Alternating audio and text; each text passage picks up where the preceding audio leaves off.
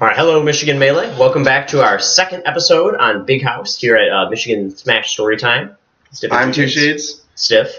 And this week we're going to focus on the individual triumphs and victories of Michigan players, specifically defending our home turf.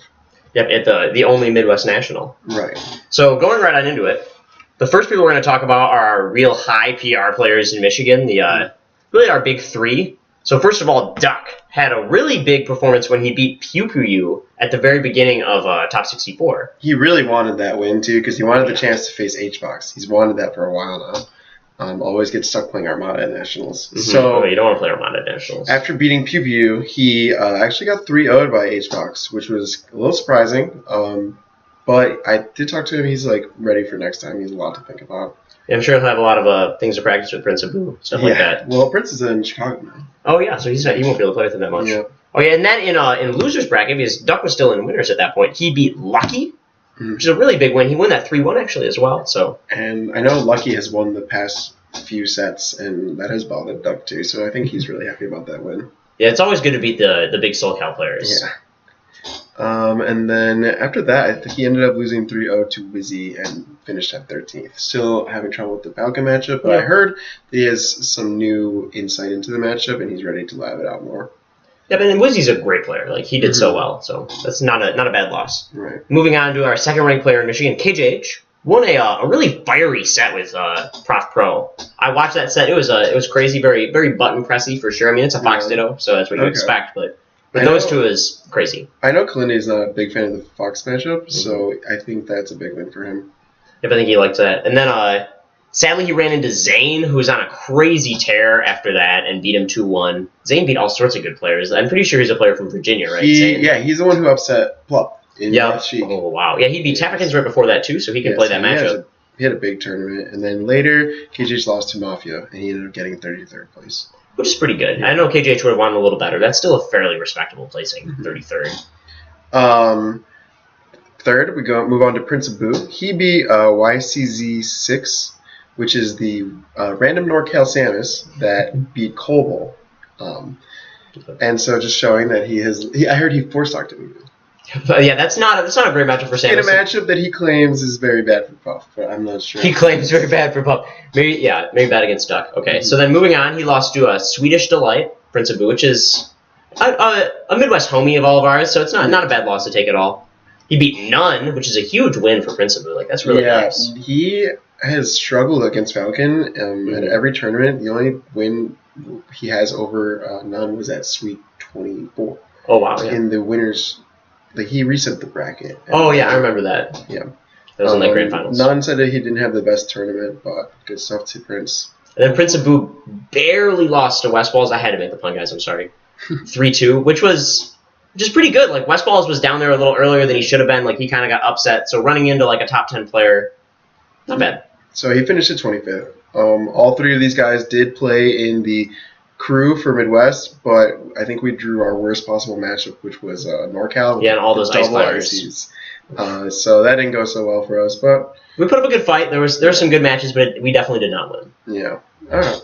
Okay, so moving on to the next page of notes here, we have Anther was our next big result. He lost to Gatsu early on, but then moved on to beat a bunch of people in the losers bracket, including Cypher Phoenix, that's what my handwriting says, who's the 13th ranked player in MDVA, and Hindog, which is the person that Anther beat to get into top 64, which actually surprisingly made him the top placing Pikachu at that tournament because Axe got upset. And that's good for him. Anther is the original Pikachu. I've always I know Axe always talks about how he he saw his Pikachu first, and that's what made him want to play Pikachu. That's pretty impressive, being the inspiration for Axe. Yeah, so Anther ended up getting 49th place, which is really good for a 7th ranked person on our PR. Good job, Anther.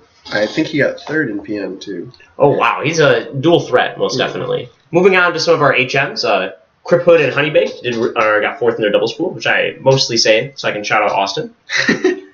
Shout outs to both of them. Speaking of doubles, we can talk about Duck and Prince. They got 13th in doubles. That's pretty really good. Yeah. Beating their major win was Bladewise and Silent Wolf. Fendi and Yo-Yo got 33rd in doubles. Which is such a goofy team. Like, you would not imagine the Marth Sheik to work out really well, but hey, Yeah, maybe it's that. that's a Then he was run. channeling that about to win an Arcadian. Yeah, power. shout outs to him for winning the MDBA Arcadian. Yeah, shout out to Fendi. And then Ginger Beach got 17th. Really good. That's also excellent. They beat Money Mike and Mafia. Yeah, but then they also so they lost to Gatsu and Beerman 2-0 in winner's side. Beerman is lamb chops for people Yeah, that don't lamb chops. know. And that was pretty early on. They did a tear through losers bracket and then ran back into Gatsu and Beerman. And then they beat them 2-1. So let's go Michigan. That's pretty high.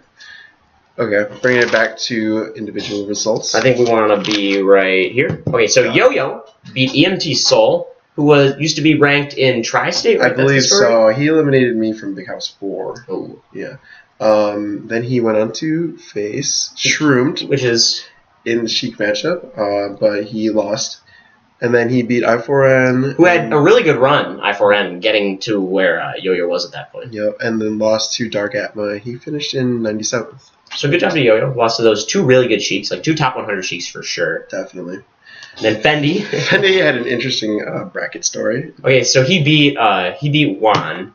And then, or I think even before he beat Juan, he beat this guy named Dope, who I think, to our understanding, is the Canadian Dope. The Canadian Dope. The Canadian Dope, yep, which will be important in a second. And then Fendi beat Juan, our resident East Lansing Falco. Sorry, John.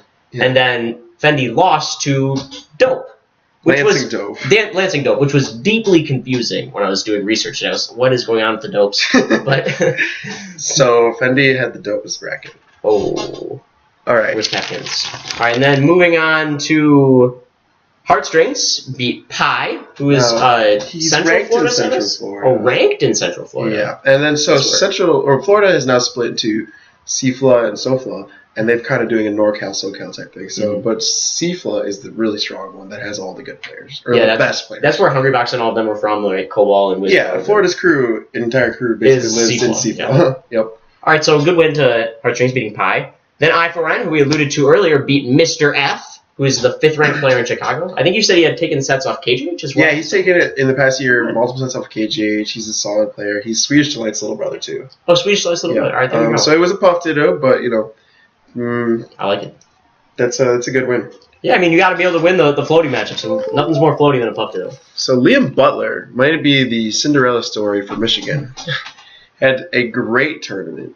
He beat Coast Ward, which I know was formerly ranked in Canada, and then he went a couple rounds more. He beat like Younger, Shrouded one, and then PR Falrog was another big win. PR Talrog. He's number 12 in the UK, so that was a pretty good win for him. Let's go Michigan. All right, and then moving on to Morse Code, I'm pretty sure. Yeah, let's talk about Morse Code. Okay. He beat Sharks, who's the 4th ranked player in North Carolina. Good stuff to him. Morse, yep. Magic Cute had a good tournament. He beat Big Wens and an old school Sam's called Violence. Yep, and then he lost a close set to Nightmare, right? That's how that went? That's how he went out. That's a good one for Morse Code. Yeah, and then moving on to TMG, finally. That's Michigan exclusive. Our first match was MSU versus WMU for the 3rd time this season, actually. And WMU put up quite a bit better fight than they have really at any of the other times. Like it was like their prime squad. They picked up Toast and Will for their teams. But Russell did really well. Russell's 7 stocks really carried us through. I know yourself did fairly well. Shoutouts to Camaro. Yeah. And Burlap tried to bring it back, but he was so close. MSU finished 4 stocks ahead of WMU. We went on to the final. In the other semifinal, we had U of M versus GVSU. This one boiled down to, I think, a bad call on the starting choice. The starts were Mikey B versus Heartstrings. Which is tough. Yeah, Heartstrings is U of M's 2nd best player. And Mikey B is probably 4th or 5th on GVSU. Probably, yeah. So that ended up being Omar 3-stocking for the start. And after that, they kind of traded stocks pretty... along normal, what you would expect. Yeah, GVSU dealt with Yo-Yo fairly well with the double floaties, but it's just that was a questionable call too, because their GVSU's anchor was Shanahan, but I think that maybe they could have made something more happen if Morse had been the one to go to anchor. But that's always a hard call because you don't want Yo-Yo to come in and 4-stock Shanahan, so then no hate to Shanahan. U of M ended up finishing 3 stocks ahead of GVSU. Yep, and then moving on to the finals, which was this super anticipated, awesomely hyped match until Yo-Yo messed MSU up. So it was like we were down one stock after the start, and then Yo-Yo went in. Or no. Yeah, then Russell went in to deal with the one stock left of heartstrings. Yeah, and then he did that without losing a stock. Yep, which is good. And then Yo-Yo went in. 3 stocked him, I'm pretty sure. No, 4 stock. Took 4 stocks for 1.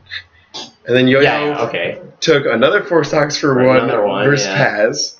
Then, and then 2 of your stocks for 2, so that, right? That's how it went. So then there was 11 stocks for Yo-Yo. 2 for 3, okay. So he took 11 total. That tournament, we realized that I'm the best Fox versus Luigi in MSU by process of elimination, which is not how you want to find that out. No, that's not good at all. So after that point, like our team was blown to shreds. Our two aces were gone. Our lead Falco was gone. So we sent in Colony. We bet it all on Colony.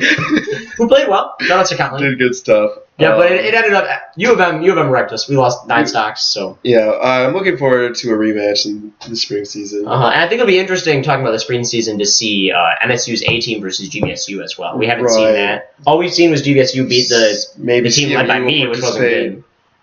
What do you say? Maybe CMU will participate. And that'd be interesting. They would get Crip and Honeybake. We pick up Quang in the second semester. So we'll be wobbling people. That'll be good.